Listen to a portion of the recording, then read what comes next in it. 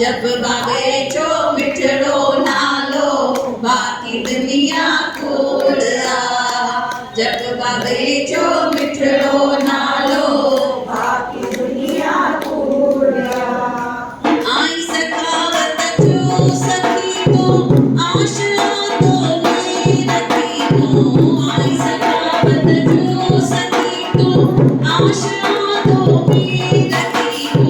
हर जाए देश दर सजन मशहूर हर जाए बेसाई जो दर सजन मशहूर छाप शोनिता छाप शोनिता दुनिया मते जो सूर जब बाबे जो मिठड़ो नालो बाकी दुनिया कूड़ा। जब बाबे जो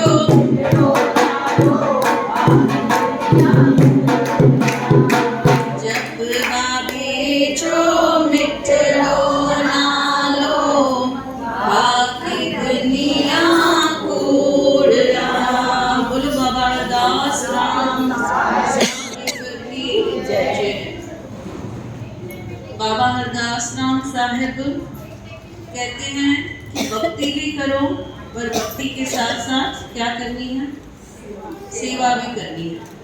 बिना सेवा के भक्ति व्यर्थ है और बिना भक्ति के सेवा व्यर्थ है। जो तालियां बजा रहे हो ये भी सेवा है।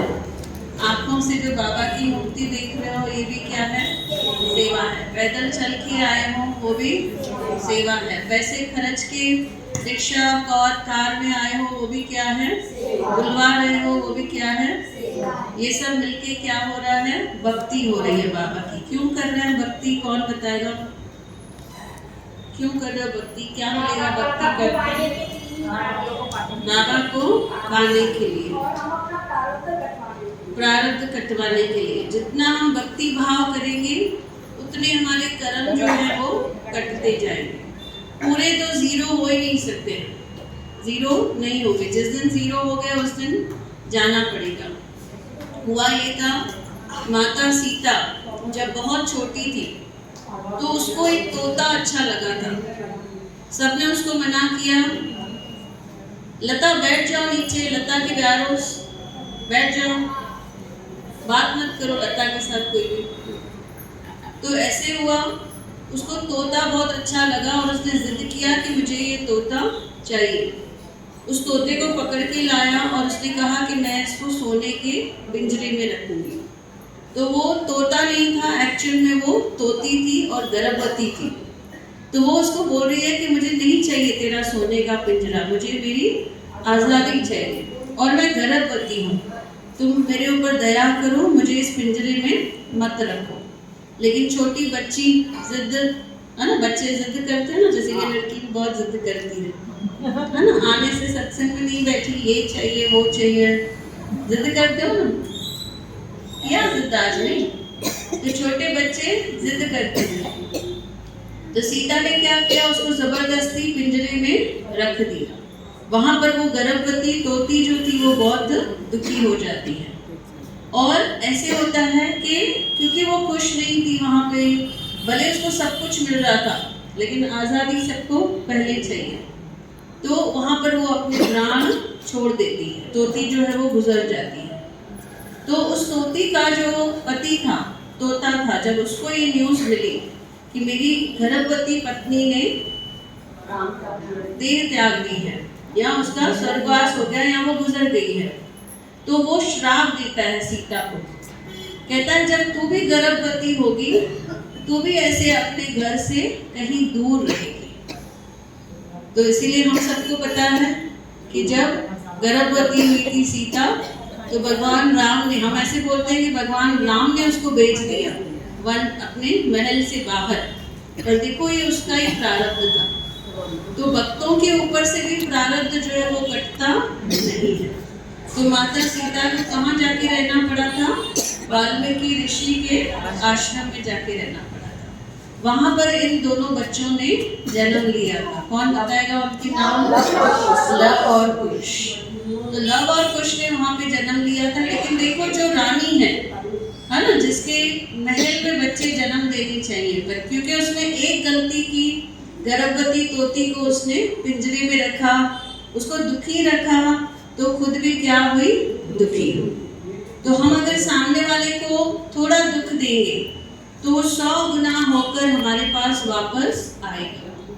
बहुत सारे लोग बोलते हैं हम इन सब में विश्वास नहीं करते हैं, पर वक्त इतना बलवान है, कहीं न कहीं आकर, भले जवानी में नहीं, थोड़ा बुढ़ापे में, है ना, कहीं न कहीं वक्त आकर दिखाता है पूरा जो भी घमंड है, अहंकार है, वो वक्त क्या करता है? पूरा तोड़वा देता है। तो इसीलिए हमें एक एक क्षण ध्यान रखना चाहिए। जो भी हमें टाइम मिला है, हम इस टाइम में अपने जो प्रारब्ध है वो काट रहे हैं कि नहीं। ऐसे सोचो कि मैं एक्स्ट्रा तो नहीं कुछ कर्म बना रही हूँ। मंदिर के लिए निकले, मंदिर के लिए आए, आके बैठे, लेकिन भजन नहीं किया, सेवा नहीं किया, है ना, उल्टा हमने बैठ के बातें की, दूसरों का भी ध्यान हटाया हमने, दूसरों का भी ध्यान हमने तोड़ा, दूसरों को भी भजन नहीं सुनने दिए, तो हमने कर्म और बना दिए। कम करने के बजाय हमने क्या किए? कर्म और बना दिए। पूरी सृष्टि हम देखेंगे नियम से चल रही है ना, पूरी सृष्टि नियम से चल रही है। अगर ये नियम नहीं हो तो क्या होगा? अगर सूरज सुबह नहीं निकले, आपके जैसा बोले आज मैं सो जाता हूँ, आज मैं नहीं उठता हूँ, क्या होगा? पूरा डामाडोल हो जाएगा सब कुछ। न खेती होगी, न फल होंगे, न आपको सब्जियां मिलेंगी खाने के लिए, न पानी मिलेगा पीने के लिए, है ना, न कपड़े सुखा सकोगे, अंधेरा होगा, न कुछ देख सकोगे। तो वो बेचारा अपना कर्तव्य कर रहा है ना, सूर्य अपना कर्तव्य कर रहा है ना। जैसे सुबह हुआ वो निकल जाता है, जैसे शाम हुई वो डल जाता है, वो देखता है अभी इनको सोना है, अभी इनको आराम करना है, अभी इनको धूप नहीं देनी है। चंद्र अपना काम कर रहा है, चंद्र अपना काम नहीं करे तो क्या होगा? अंधकार हो जाएगा। हाँ, वो चांदनी रात, है ना, हम ठंडी जो एक अच्छा ठंडा ये रहता है, ब्रीज रहता है, वो हम महसूस नहीं कर सकेंगे, है ना, ठंडक महसूस नहीं कर सकेंगे, चांद नहीं होगा। तो तारे अपना काम कर रहे हैं, नदी अपना काम कर रहे हैं, है ना, जितने भी भगवान ने सब बनाए हैं सभी अपना अपना काम कर रहे हैं। इसी तरह से हमारे पास भी भगवान ने हमसे क्या एक्सपेक्ट कर रहा है? भगवान हमसे एक्सपेक्ट कर रहा है कि हम भी सभी कुछ क्या करें? नियम से करें, है ना। एक एक चीज जो है वो हमको नियम से करनी है। सबसे पहले अपने जो भगवान ने हमें सबसे पहले दिमाग दिया है, उस दिमाग से नियम से चला रहे हैं क्या हम? बिल्कुल नहीं चला रहे। अपने दिमाग को हम बिल्कुल अच्छे तरीके से नहीं चला रहे। जैसे हम देख रहे हैं सूर्य सब कुछ अपने नियम से कर रहा है, चंद्र कर रहा है, तारे कर रहे हैं, नदी कर रही है, हर एक चीज भगवान के नियम से चल रही है। लेकिन हम हमारा दिमाग क्या कर रहे हैं? बताओ, हम क्या नेगेटिव कर रहे हैं और क्या पॉजिटिव करना चाहिए? अपने मनमानी से चल रहे हैं, हम डिसिप्लिन को फॉलो नहीं कर रहे। हमें अपने नियम को फॉलो करना चाहिए, हमें अपने नियमों को फॉलो करना चाहिए जो है। तो सबसे पहले डिसिप्लिन में किसको लाना है? दिमाग को लाना है। कैसे लाओगे? टाइम से उठना है, टाइम से सोना है, जिस समय जो काम करना है उसी समय करना है ना। प्रोक्रास्टिनेशन नहीं करना है, भाई मैं बाद में करूँगी, क्योंकि बाद में करके वो काम रह जाता है ना। अपने ब्रेन को एक्टिव रखना है, अच्छी रात को अच्छी नींद करनी है, दोपहर को कम सोना है, ये सब नियमों का हमको पालन करना है। दिमाग के बाद आँखों को भी क्या करना है? नियम से चलाना है। बोलते हैं भाई भगवान नहीं दर्शन करेंगे तब तक इन आँखों में जोत रहेगी इन आंखों का भी हमें ध्यान रखना है। कैसे ध्यान रखेंगे? कौन है जो 3-4 घंटे कंटिन्यूअस बैठ के टीवी देखता है? कोई नहीं ना? आधा घंटा देखते हो, 1 घंटा? मोबाइल कौन देखता है 3 घंटे, वो बताओ। हाथ ऊपर करो, मोबाइल कौन देखता है? 15 मिनट से ज्यादा नहीं देखना है। पूरे दिन में 15 मिनट से ज्यादा नहीं देखना है। और जो हमने अभी डिस्कस किया ब्रेन के लिए, तो इंटरनेट को भी ऑफ रखना है, क्योंकि जो इंटरनेट हमारे घर पे आ रही है वो अपने साथ नेगेटिव किरणें लेकर आ रही है। सबने वो मूवी देखी ना अक्षय कुमार की, 5G कुछ आया था, 5G की मूवी थी। वही बर्ड्स भी मर रहे हैं वो वाइब्रेशंस में। तो जितनी देर ये वाइब्रेशन आपके आसपास रहेगी उतनी देर दिमाग को भी नुकसान है और आंखों को भी नुकसान है।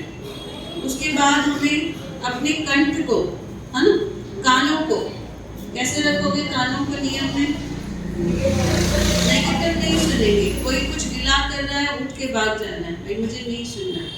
क्योंकि हम क्या कर रहे हैं? दूसरों के कर्म ले रहे हैं। जब सुनते भी हो तो कर्म ले रहे हो, जब सोच भी रहे हो तब क्या कर रहे हो? कर्म ले रहे हो। द्रौपदी को मिला था अक्षय पात्र, उसमें से द्रौपदी को खाना निकाल कर देना था सभी को।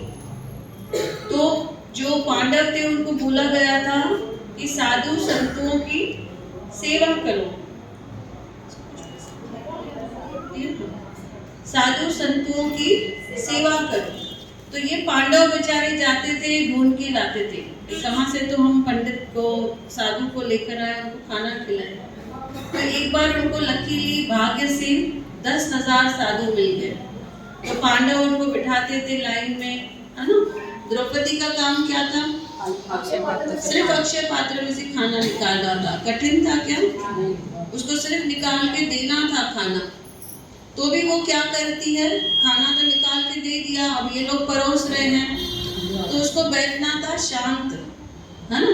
द्रौपदी को क्या करना था? आप लोग मेहमानों को खाना देते हो, फिर क्या करते हो?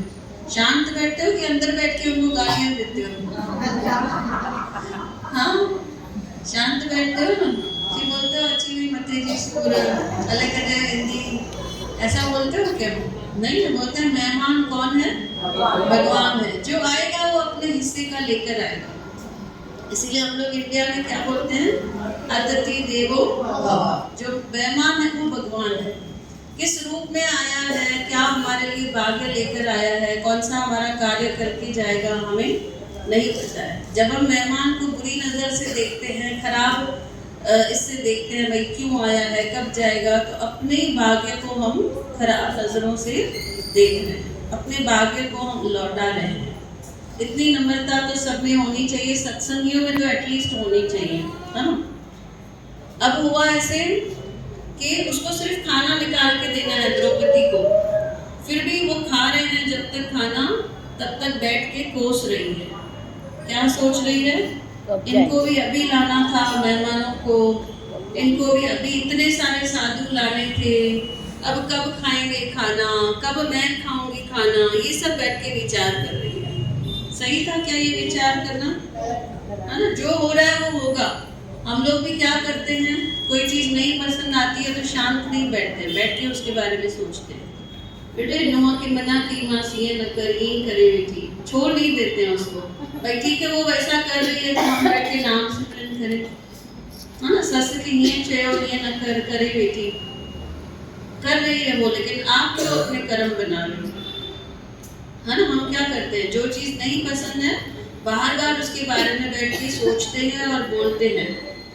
तो दुर्वासा ऋषि थे उसमें, द्रौपदी बैठ के सोच रही है, कोस रही है, कब जाएंगे ये, कब मैं खाना परोसूंगी, जिसकी जरूरत नहीं थी। दुर्वासा ऋषि आकर बोलते हैं कि आज तेरे पतियों को 10,000 साधुओं का आशीर्वाद मिलने वाला था, पुण्य मिलने वाला था, पर तेरी इस खराब सोच की वजह से वो पुण्य क्या हुआ? चला गया।